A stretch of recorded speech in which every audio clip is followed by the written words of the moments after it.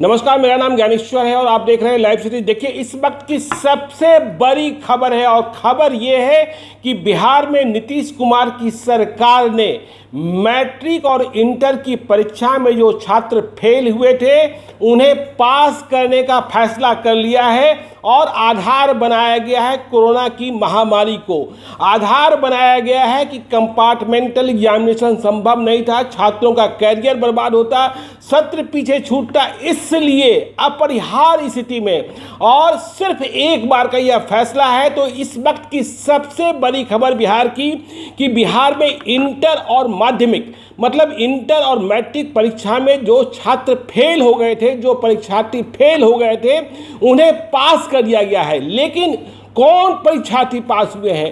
वैसे परीक्षार्थियों को नीतीश कुमार की सरकार ने पास करने का फैसला किया है जो 1 या 2 सब्जेक्ट में फेल हुए थे। अभी से कुछ देर पहले बिहार विद्यालय परीक्षा समिति के द्वारा यह आधिकारिक जानकारी दी गई है और यह भी बताया गया है कि इस फैसले को बिहार सरकार के शिक्षा विभाग से मंजूरी मिल गई है, मतलब शिक्षा मंत्री कृष्णनंदन प्रसाद वर्मा की सहमति मिल गई है। और ऐसे परीक्षार्थी जो अब फेल से पास हो रहे हैं उनका रिजल्ट बिहार विद्यालय परीक्षा समिति की वेबसाइट पर दिखेगा और वे इसी सत्र में नामांकन ले सकेंगे। तो यह इस वक्त की बड़ी खबर है। आनंद किशोर जो बिहार विद्यालय परीक्षा समिति के चेयरमैन हैं, उनके हवाले से जानकारी दी जा रही है और कहा जा रहा है कि इसका फायदा इंटर परीक्षा 2020 की जो इंटर परीक्षा हुई थी और जो रिजल्ट 24 मार्च को पब्लिश किया गया था, उसमें कुल 1,32,486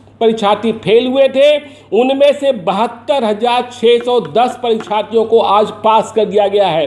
तो 72,610 वैसे परीक्षार्थी फेल पास किए गए हैं जो 1 या 2 सब्जेक्ट में फेल थे। तो यह इस वक्त की बड़ी खबर। ठीक इसी प्रकार से देखिए, मैट्रिक का रिजल्ट भी जल्दी आया। इस बार मैट्रिक का रिजल्ट 26 मई को आ गया था बिहार विद्यालय परीक्षा समिति के द्वारा, जिसमें 2,08,147 परीक्षार्थी फेल हो गए थे।